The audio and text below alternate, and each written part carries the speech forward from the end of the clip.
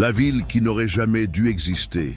Imaginez descendre un escalier taillé dans la roche, sans rampe, sans éclairage, entouré de murs sombres qui étouffent tout son. Jusqu'à ce que, soudainement, vous réalisiez, vous êtes déjà à 30 mètres sous la surface. Maintenant, imaginez que cet escalier continue et qu'en dessous de vous, il n'y a pas un simple sous-sol, mais une ville entière. Avec des salles, des couloirs, des puits, des églises, des écoles, des caves à vin, une ventilation naturelle. Ce n'est pas de la science-fiction, c'est Derinkuyu. Au cœur de la Cappadoce, en Turquie, il existe un lieu qui défie toutes les notions d'ingénierie, d'histoire et de logique civilisationnelle. La ville souterraine de Derinkuyu est comme un iceberg inversé.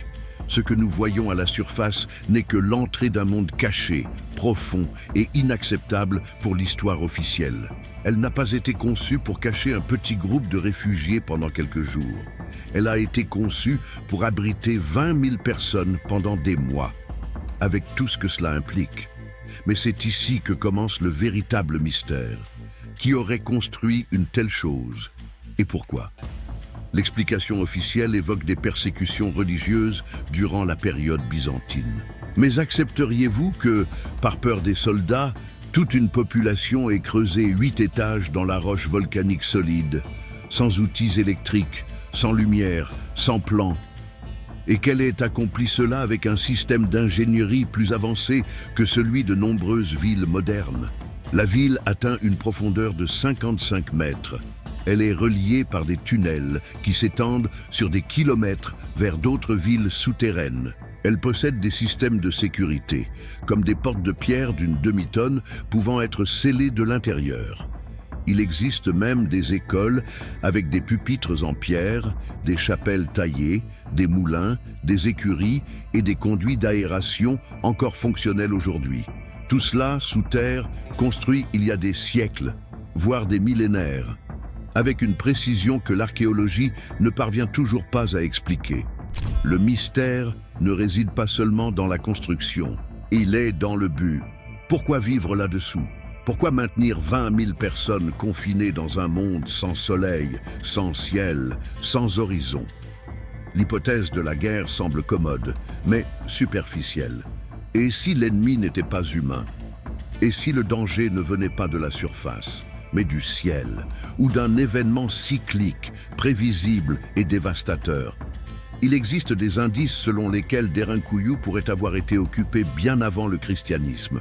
Certains archéologues soupçonnent que son origine remonte à plus de 4000 ans, peut-être à l'époque hittite, ou même à une culture antérieure à l'écriture. Si cela est vrai, nous parlons d'une civilisation qui a construit une mégastructure souterraine, alors que le reste du monde vivait encore dans des cabanes. Et si nous regardions Derinkuyu avec des yeux modernes, prisonniers de paradigmes qui ne s'appliquent pas? Peut-être qu'elle n'est pas seulement un abri. Peut-être qu'elle est une arche de pierre, construite pour résister à quelque chose qui devait arriver et revenir.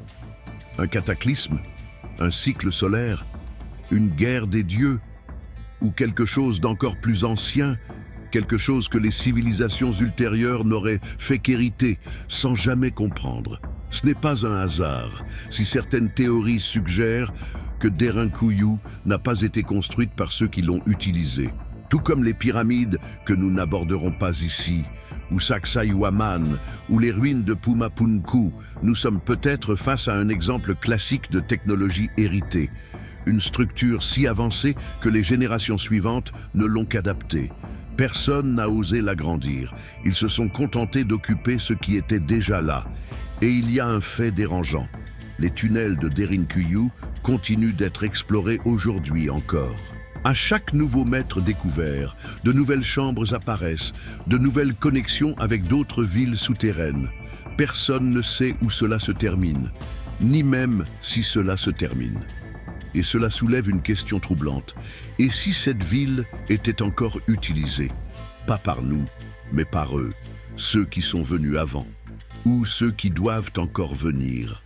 C'est à ce moment-là que commence notre enquête. Car Derinkuyu n'est pas seulement une ville mystérieuse. Elle est une menace pour la linéarité de l'histoire humaine. un témoignage dérangeant selon lequel notre monde aurait peut-être été réorganisé et que les archives du passé auraient été enterrées avec lui. La mémoire de la Terre. Que cache-t-on vraiment? Imaginez une civilisation entière vivant sous terre pendant des mois, non par choix, mais par nécessité. Il ne s'agit pas de refuge temporaire, mais d'un système autonome, conçu pour résister à ce qui se trouvait à la surface. Mais qu'y avait-il exactement à la surface pour justifier un tel effort d'évitement? Une guerre mondiale ancestrale? Une radiation solaire intense? Ou peut-être un savoir qu'il ne fallait à aucun prix révéler? Certains chercheurs alternatifs suggèrent que la Cappadoce était, dans les temps les plus reculés de l'Antiquité, une région sacrée, un territoire où se manifestaient des phénomènes atmosphériques et cosmiques inhabituels. Éclairs constants, sons souterrains, motifs électromagnétiques inexplicables. Des archives anciennes parlent de fumée descendant du ciel et d'êtres lumineux marchant dans les montagnes. Des légendes? Peut-être. Mais pourquoi tant de cultures insisteraient-elles sur les mêmes descriptions, séparées par des siècles et des langues différentes? Et si Derinkuyu avait été construite pour éviter un contact, un type d'entité, de fléau ou de présence impossible à combattre? L'archéologie officielle évite ce genre de spéculation, mais l'absence de sources historiques directes concernant l'origine de la cité est, en soi, une anomalie. Comment expliquer une mégastructure habitée par 20 000 personnes, sans aucune mention textuelle contemporaine? Les géologues savent que la région de la Cappadoce a été touchée par des événements volcaniques extrêmes. La roche dans laquelle Derinkuyu a été creusée est relativement tendre, ce qui en faciliterait l'excavation, mais nécessiterait aussi une connaissance avancée de la stabilité structurelle et de la ventilation. Autrement dit, ceux qui l'ont construite savaient exactement ce qu'ils faisaient. Ce n'était pas de l'improvisation, c'était calculé, c'était enseigné. Certains tunnels semblent avoir été scellés de l'intérieur vers l'extérieur, comme si les habitants craignaient quelque chose qui pourrait remonter. Ce détail est presque toujours ignoré, mais il constitue un indice troublant. Et si la plus grande peur de ces gens n'était pas ce qui venait d'en haut, mais ce qui habitait les couches inférieures? Des récits oraux de la région parlent de créatures souterraines, de ombres qui parlent et de chambres scellées où la lumière meurt. Derinkuyu n'est pas une ville au sens moderne. C'est un organisme de pierre avec des poumons, les conduits d'aération, des artères, les tunnels, et un cœur, les grandes chambres centrales. Tout y est symbolique. La disposition même des structures suit des motifs géométriques associés aux mathématiques sacrées. Les puits sont placés à des endroits précis. Certains disent que la ville entière est une clé, mais personne ne sait ce qu'elle ouvre. Et il y a quelque chose d'encore plus troublant. Certaines salles semblent avoir été créées pour des activités qui ne relèvent pas de la vie quotidienne. Des chambres sans usage domestique, avec une acoustique particulière, des niches circulaires et une absence totale de lumière. Pour des rituels, pour le stockage de technologie ou pour isoler quelque chose qu'on ne pouvait exposer au reste de la communauté. Vue du ciel, la Cappadoce ressemble à une surface lunaire. Mais sous cette apparence aride se cache l'un des systèmes les plus complexes et mystérieux jamais créés par l'être humain, ou par quelque chose de semblable. Et si Derinkuyu n'était qu'une parmi des dizaines, peut-être des centaines de structures interconnectées, toutes dissimulées sous des couches de terre, de temps et d'oubli. À chaque décennie, de nouveaux tunnels sont découverts. Mais certaines zones sont interdites. Des secteurs fermés au public sans explication. Pourquoi? Qu'y a-t-on trouvé? Des instruments, des ossements, des textes? Nul ne le sait, ou personne ne veut le dire. Et cela soulève l'hypothèse la plus dangereuse. Ce n'est pas que l'histoire a oublié Derinkuyu. Elle a été programmée pour ne pas s'en souvenir. Car il existe des lieux qui n'ont pas été faits pour être découverts. Ils ont été faits pour être oubliés. Et peut-être que Derinkuyu est le plus grand d'entre eux. Architecte perdu. Une œuvre que personne ne revendique. Personne ne sait avec certitude qui a construit Derinkuyu. La plupart des manuels désignent les Phrygiens ou les Hittites. D'autres avancent l'hypothèse des chrétiens byzantins. Mais toutes ces théories échouent face à un fait simple et indiscutable. Ces cultures ne possédaient pas la technologie requise. Ni les connaissances en ingénierie géotechnique, ni les ressources logistiques, ni une urgence apparente. Encore plus déconcertant est le silence absolu des sources historiques. Aucun document phrygien ne mentionne de fouilles profondes. Aucune chronique chrétienne ne décrit la construction de la cité. Ce serait comme découvrir une centrale nucléaire intacte, au milieu d'un village néolithique. Le fossé entre ce qui a été fait et ceux à qui on en attribue la réalisation est absurde. Et cette lacune est la preuve la plus flagrante que l'histoire se trompe. Ceux qui ont bâti Derinkuyu n'ont laissé aucun nom, aucun symbole reconnaissable. Ils n'ont pas revendiqué leur œuvre, ce qui mène à une hypothèse de plus en plus considérée par des archéologues non alignés avec le courant dominant. Cette cité n'appartient pas à notre civilisation. Ou plutôt, elle appartient à une civilisation antérieure à la nôtre. Une civilisation qui s'est effondrée et qui a été ensevelie par le temps, par les cendres et par l'oubli programmé. Des théories alternatives évoquent des cultures atlantes, des peuples antédiluviens, des survivants de cataclysmes mondiaux qui auraient trouvé en Cappadoce un refuge ou un sanctuaire. Certains affirment que la configuration même de Derinkuyu ressemble à certains modèles de villes décrites dans des textes védiques comme les souterraines Patalalokas de l'Inde ancienne, où les êtres serpents, nagas, vivraient sous terre avec une sagesse technologique et des pouvoirs vibratoires. Mais même sans faire appel aux mythologies, une chose est certaine. Derinkuyu est une anomalie technique. La ventilation naturelle fonctionne parfaitement dans toutes les chambres, ce qui suppose une connaissance de la pression atmosphérique et des flux d'air. Les puits d'eau étaient creusés séparément pour éviter toute contamination, une préoccupation sanitaire millénaire en avance sur son temps. L'acoustique de certaines salles permet la communication entre différents niveaux, un design presque acoustico-géodésique.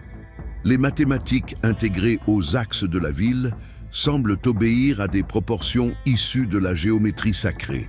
Pourquoi un peuple supposément primitif appliquerait-il des calculs aussi complexes alors qu'il ne laissait même pas de traces écrites de sa propre langue? Ou bien l'écriture a-t-elle existé et a été effacée? Il y a aussi ce fait étrange que Derinkuyu ne montre aucun signe de construction progressive. Il n'y a pas de couches d'architecture différentes ni de phases évolutives claires. Elle semble avoir été creusée en une seule fois, complète, prête, comme si elle avait été répliquée à partir d'un plan maître. Un modèle? Certaines pierres sculptées près de l'entrée de Derinkuyu présentent d'étranges marques, des courbes douces et profondes qui ressemblent à des coupes thermiques ou abrasives. Des outils manuels n'expliquent pas ces marques. Et lorsque les archéologues ont été interrogés, la réponse officielle fut « érosion naturelle ». Mais dans des environnements fermés, sans vent ni pluie, difficile à croire. Et lorsqu'on rassemble toutes ces données, absence d'auteur, absence de documents, présence de techniques avancées et d'alignements inexplicables, une image se forme. Derinkuyu n'a pas été construite par ceux qui l'ont habitée en dernier. Elle a été héritée et peut-être même pas comprise par eux. La question n'est plus qui l'a construite, mais pourquoi ont-ils laissé cela être oublié? La ville comme symbole, mémoire, traumatisme et cycle d'oubli. Derinkuyu n'est pas qu'une structure physique. C'est un symbole, un code laissé par une civilisation qui a peut-être survécu, mais qui n'a jamais été la même. Car quoi qu'il se soit passé pour justifier la construction de cette ville, cela a été assez grand pour effacer le passé et réécrire l'histoire à partir de la peur. Nous vivons dans un monde qui refuse d'accepter que le savoir puisse être cyclique, que l'histoire n'évolue pas en ligne droite, mais en spirale, qui monte et s'effondre. L'existence de Derinkuyu remet en question cette vision linéaire. Elle dit « Dans la pierre, Quelqu'un a déjà été ici, quelqu'un qui savait trop et qui a dû disparaître. Il existe des récits de peuples de l'Antiquité parlant d'âge d'or et d'époques de ténèbres alternées.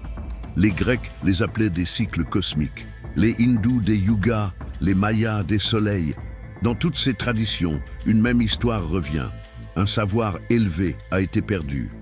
Et lorsque ce savoir disparaît, émergent des civilisations qui vivent comme des ombres de ce qui a été, jusqu'à ce que le cycle recommence. Et si Derinkuyu avait été construite pour préserver ce savoir, ou pour en cacher les fragments, empêchant qu'ils ne tombent entre de mauvaises mains? Certains disent que des chambres souterraines comme celle-ci ont été conçues comme des bibliothèques vibratoires, où l'information n'est pas écrite, mais codée dans l'architecture elle-même, dans l'acoustique, dans les flux d'énergie de l'espace. Cela semble absurde? Peut-être. Mais que dire des chambres dont les murs résonnent à des fréquences spécifiques, dont les arcs créent des résonances qui modifient le comportement des ondes sonores? Et que penser des témoignages de visiteurs qui ressentent des vertiges, perdent la notion du temps ou font des rêves inhabituels après être descendus aux niveaux les plus profonds? Ces réactions ne sont pas normales lors de simples visites touristiques. Elles indiquent quelque chose de plus profond, la mémoire collective qui est en train d'être activée.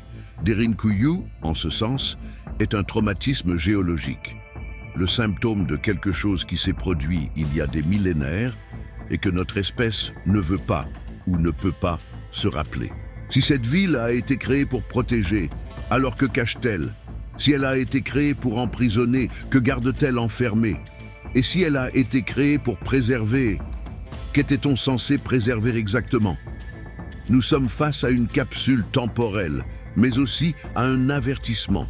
Car ce qui est peut-être le plus troublant, ce n'est pas le fait que Derinkuyu existe, mais le fait que, pendant des siècles, elle est restée oubliée, cachée sous une ville ordinaire, au cœur d'une région reculée, comme si la terre elle-même avait choisi de l'ensevelir.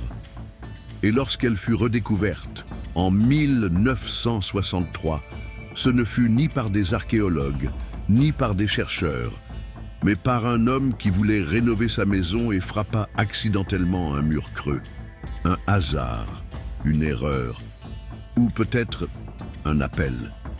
Si Derinkuyu a été scellée, peut-être ne devait-elle pas être ouverte. Ou peut-être est-ce exactement ce que l'humanité doit faire, descendre jusqu'au fond, regarder ce qui a été enterré et enfin se souvenir. Car ce qui se trouve là-dessous, ce ne sont pas seulement des tunnels et des pierres. C'est la clé pour comprendre qui nous étions et qui nous pourrions encore être. Le monde souterrain, connexion secrète et ville sœur.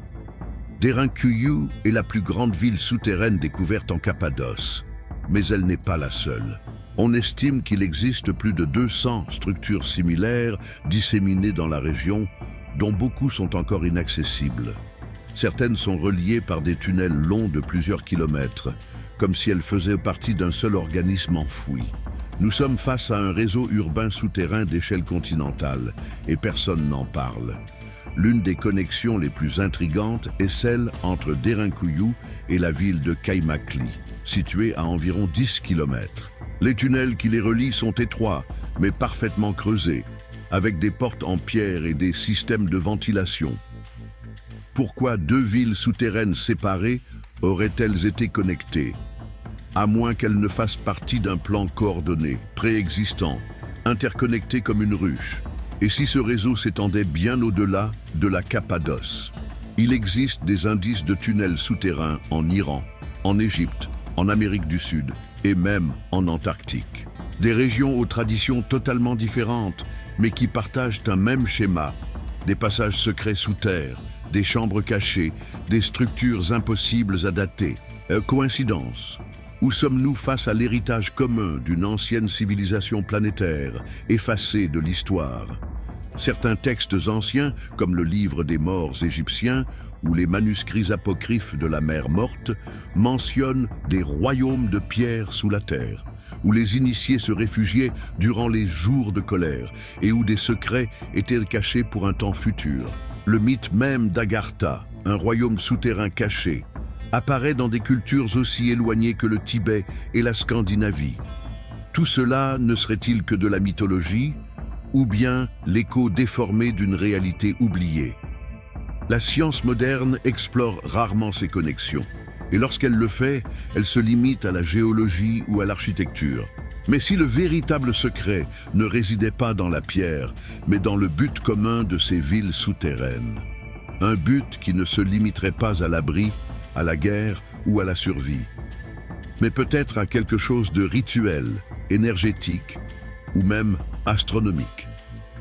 Certaines hypothèses associent ces structures aux lignes Ley, des chemins énergétiques qui traverseraient la planète en des points d'intersection magnétique. Curieusement, beaucoup de ces points coïncident avec des sites archéologiques puissants, comme le Machu Picchu, Teotihuacan et bien sûr la Cappadoce. Ces villes souterraines seraient-elles positionnées selon une carte invisible, fondée sur des forces que la science n'a pas encore reconnues officiellement?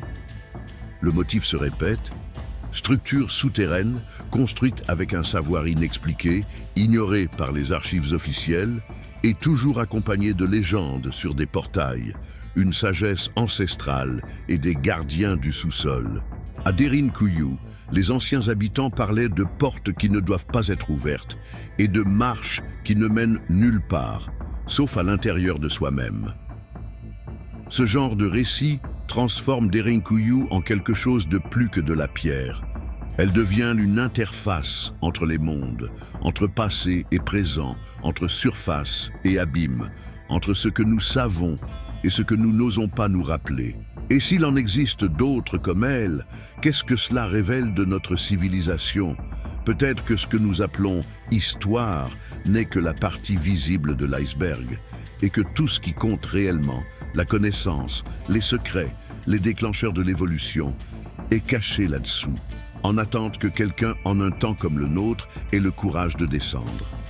Merci d'avoir regardé, et maintenant YouTube vous recommande 2 vidéos exclusivement pour vous. Je suis sûr que vous allez aussi les apprécier. Cliquez et regardez une autre vidéo de notre chaîne.